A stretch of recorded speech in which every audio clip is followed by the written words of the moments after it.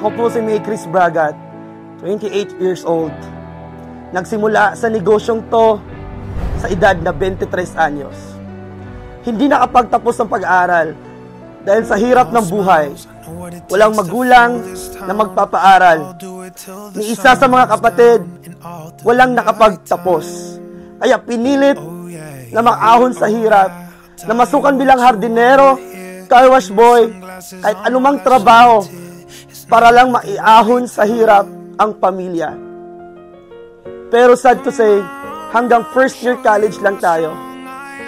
Kaya nagdarasal sa Panginoon na, Lord, bigyan niyo sana ako ng oportunidad para maiahon ko sa hirap ang aking pamilya kahit hindi ako nakapagtapos ng pag-aaral.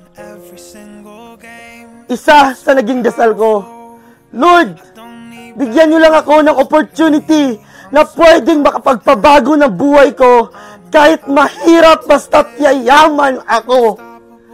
Basta't legal, etikal, moral, hindi ako nang aapak ng mga tao, gagawin ko.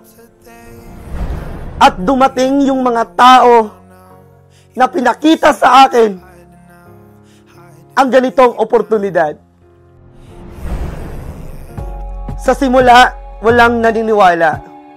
Mahirap kasi ang tao, ginajudge ka kung ano ka, hindi yung dala-dala mong oportunidad na para sa kanila.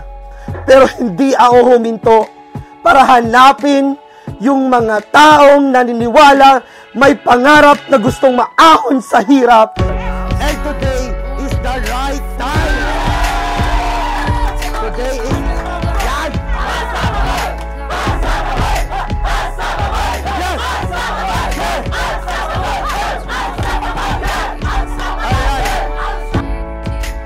At ngayon, unti-unti, nakilala at nakikita ko na ang mga taong hinahanap ko na katulad ko na may pamilya na gustong iahon sa hirap.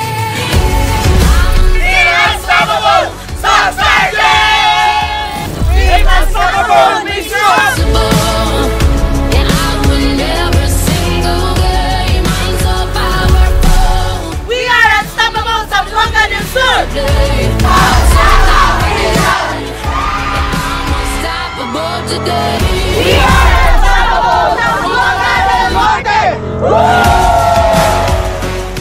Kaya kapatid, kung ano man yung dinaanan mo ngayon, kung saan ka man nanggaling, may pwesto ka dito.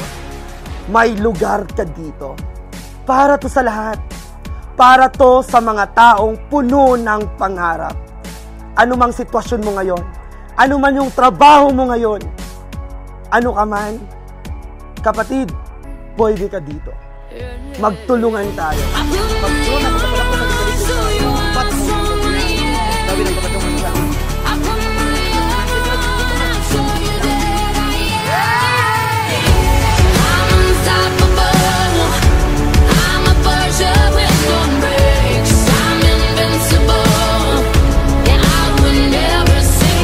Maraming salamat sa mga taong tumulong at nagtiwala.